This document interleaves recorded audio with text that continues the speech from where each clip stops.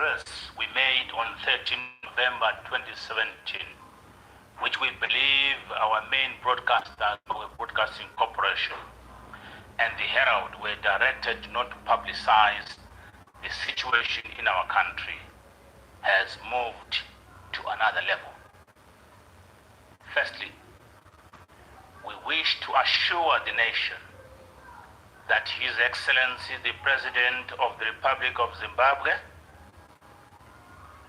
and Commander-in-Chief of the Zimbabwe Defense Forces, Comrade R.G. Mugabe, and his family are safe and sound, and their security is guaranteed.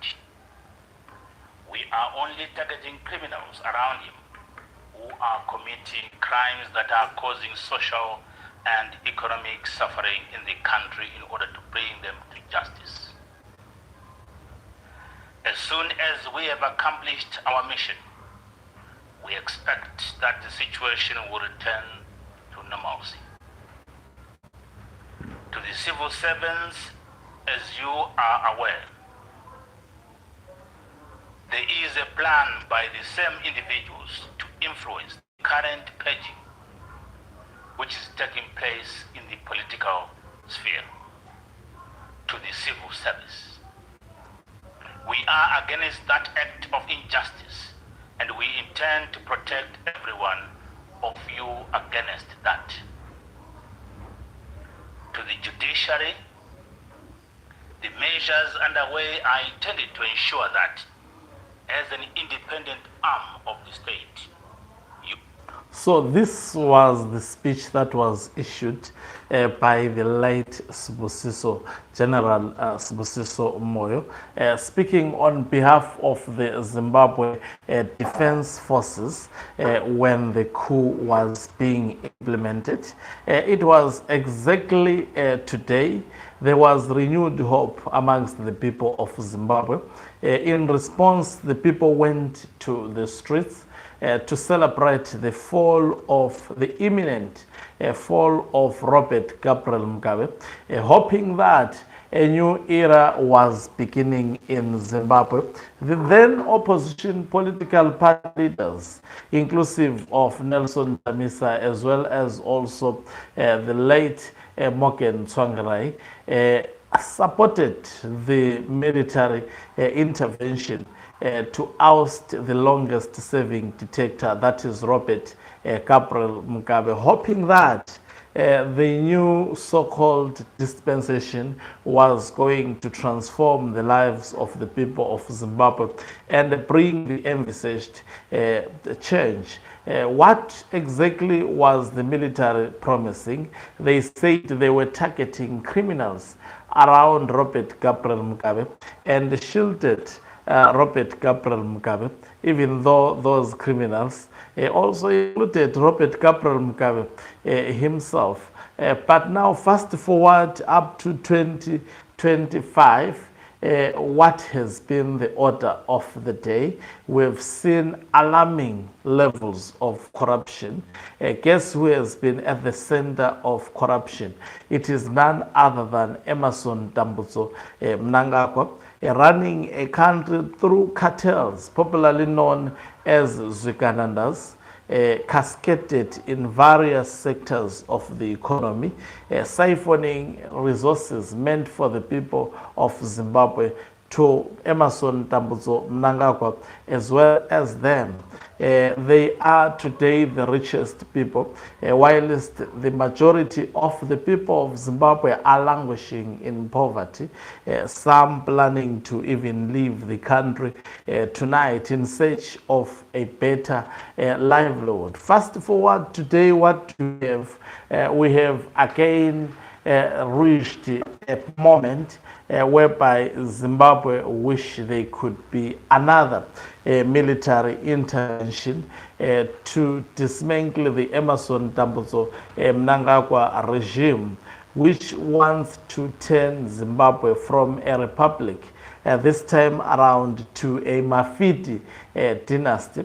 And we know that at the moment retired General Chiwenga is up against a Mafiti dynasty, and if Mafiti dynasty is successful, we will see the lineage of Emerson Dambudzo Mnangagwa leading Zimbabwe until when? That is the mind-boggling question. So the levels of corruption are higher than they were in 2017. The levels of poverty are higher than they were in 2017. Political degradation is actually higher than it was in 2017. There is no longer opposition. There is ZANU-PF dominating parliament and a very loyal opposition which is ready to vote for the current faction within ZANU-PF that is leading to extend the term of office of Emerson Dambudzo Mnangagwa, which is an indirect application for a third term by the regime of Emerson Dambudzo Mnangagwa. Zimbabwe is once again at crossroads.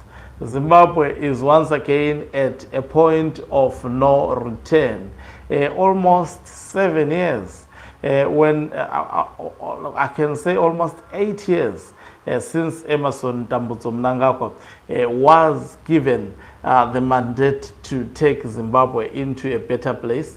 But it's quite clear he is actually taking Zimbabwe into a bush and into a tunnel with no light to actually see. So that is where Zimbabwe is currently at.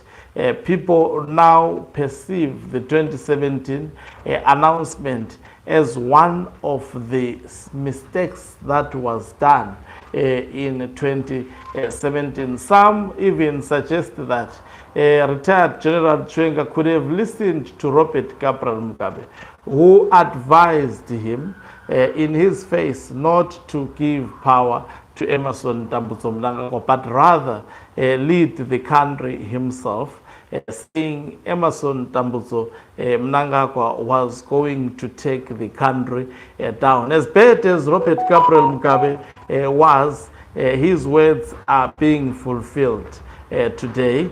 We don't know whether Zimbabwe is going south, north, west, or east.